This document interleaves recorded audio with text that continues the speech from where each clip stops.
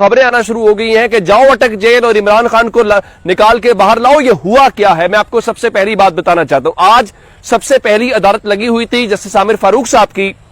वहां पे इमरान खान की 9 केसेस के अंदर जो जमानत खारिज हुई तो पाकिस्तान तहरीक इंसाफ ने उसको चैलेंज कर रखा था और कहा था कि आप मेरिट के ऊपर उनको कहें कि दोबारा सुने, क्योंकि अटक जेल में होते हुए तो हम तो जेल से नहीं आ सकते थे, तो हमें तो जेल हुकाम ने लाना था। अगर वो नहीं लेके आए तो ये उनकी गलती है, ये हमारी गलती कैसे हो गई। ये इसके ऊपर जो तारिक जहांगीरी साहब है वो थे और जस्टिस आमिर फारूक थे, उन दोनों ने एक बार फिर इमरान खान की दरखास्तों के ऊपर जो है वो फैसला महफूज कर लिया है। लेकिन समझ ये नहीं आती कि जस्टिस आमिर फारूक जो है वो मुख्तलिफ जो फैसले महफूज करते हैं वो फैसले कहां पे रखते हैं। लेकिन इस बार सिर्फ जस्टिस आमिर फारूक का फैसला नहीं है, चूंकि तारिक महमूद जहांगीरी साहब का फैसला भी है तो तवक्को ये रखते हैं कि फैसला आ जाएगा। लेकिन ये जो हुक्म आया है कि इमरान खान को 25 सितंबर को लाया जाए, ये हुक्म कहां से आया है, ये एक बहुत बड़ी खबर है जो मैं आपके साथ शेयर करना चाहता हूं।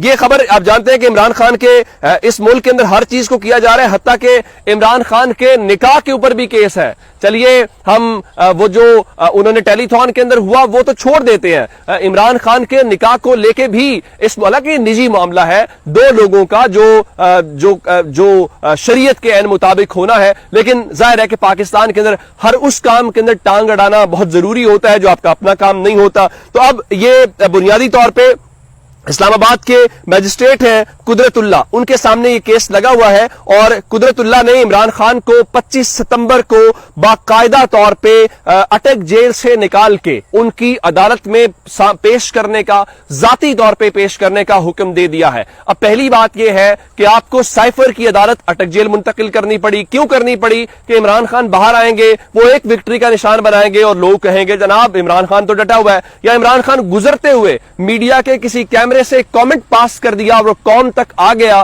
तो ये तो पूरे का पूरा जो मेहनत की हुई है, सारे का सारा खेल है, वो जमीन बोस हो जाएगा। तो इसका मतलब क्या है? इसका मतलब ये है कि इस फैसले के ऊपर अमल दरामद होगा, क्योंकि पाकिस्तान के अंदर सुप्रीम कोर्ट के फैसलों के ऊपर भी अमल दरामद नहीं होता। पाकिस्तान में जो रियासत के सरबराह सदर पाकिस्तान हैं उनके फैसलों की भी कोई हैसियत नहीं है, मैं वो भी आपको बताता हूं। लेकिन फिलहाल खबर यह है कि मकामी मैजिस्ट्रेट ने 25 सितंबर को यह नहीं कहा कि अटक जेल में ही रखा जाए, बल्कि कहा गया है कि अटक जेल से निकाल के उनकी अदालत के अंदर इमरान खान को जाती हैसियत में पेश किया जाए। और इस बारे में उन्होंने इमरान खान की तलबी का बाकायदा समन भी जो है वो जारी कर दिया है और अदालत ने सुप्रीडेंट अटक जेल को इमरान खान की रूपकार भेजने की हिदायत कर दी है। यानी अगर वो नहीं पेश करते तो उसी तरीके से ये अटक जेल का जो सुप्रीडेंट है उसका और वहां की अदालत का मामला होगा, इमरान खान का इसमें कोई लेना देना नहीं होगा। मैंने आपको बताया कि इस सारे मामले के अंदर जो है वो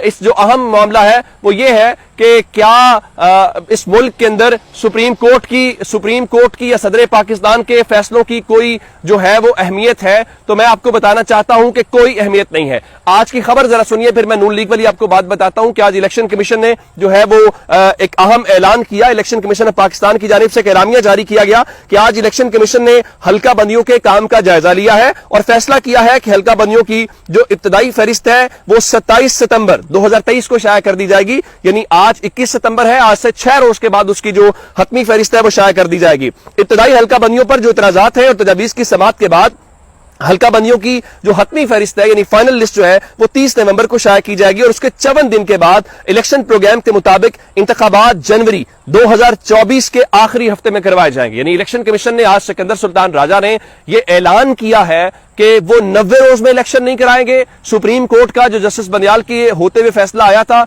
उस फैसले के ऊपर जो हुक्म है उसके ऊपर अमल दरामद नहीं करवाएंगे। साथ ही उन्होंने बताया कि जो सदर पाकिस्तान ने तारीख दी, जो खत लिखा और उन्होंने कहा कि 6 नवंबर को इलेक्शन की तजवीज कराने का, उसको वो बॉदर नहीं कर रहे। और उन्होंने कहा मैं अपनी मर्जी से, और ये नहीं कहा अगर आप उस एलामिया को पढ़े कि इलेक्शन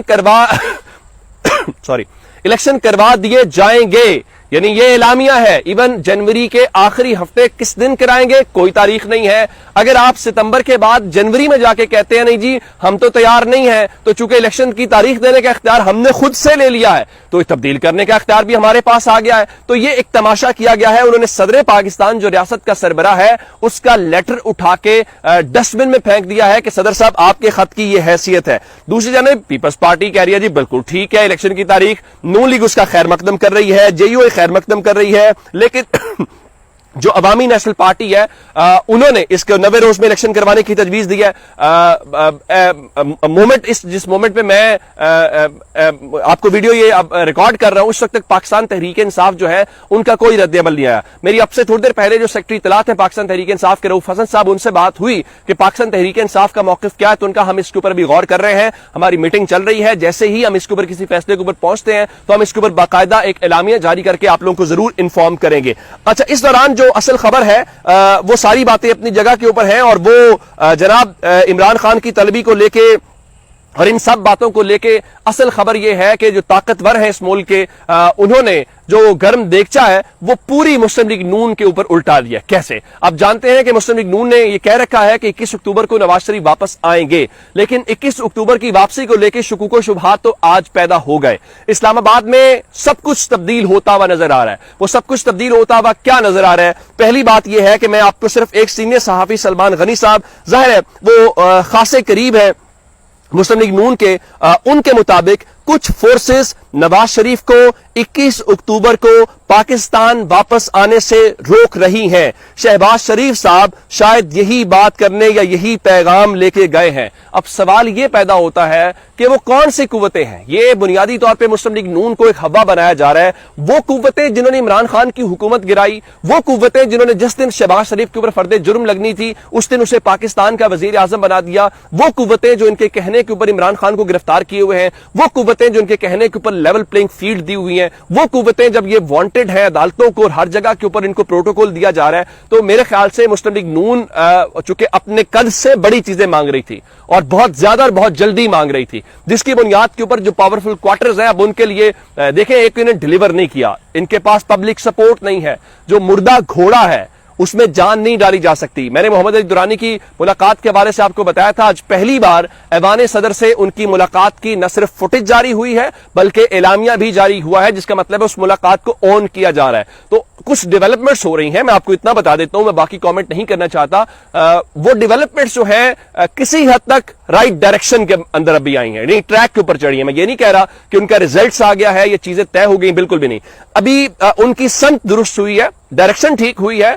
آنے والے چند دنوں کے اندر اب آپ کو مسلم لیگ نون کی چیخیں سنائی دیں گی، اور اگر مسلم لیگ نون نے کہا کہ 21 اکتوبر کو اب نواز شریف واپس نہیں آ رہے تو شاید اس سے زیادہ شرمندگی کا کوئی باعث مسلم لیگ نون کو نہیں ہوگا. اور مسلم لیگ نون عام ووٹر کو چھوڑ کے مسلم لیگ نون کا اپنا ووٹر وہ مسلم لیگ نون کے اوپر یقین نہیں کرے گا، جیسے الیکشن کمیشن کے اس اعلامیے کے اوپر قوم یقین کرنے کو تیار نہیں ہے کہ آپ اعلامیہ تو جاری کرتے ہیں، الیکشن کروائیں گے تو ہی مانیں گے. اپنا بہت سا خیال رکھیے گا. خدا حافظ.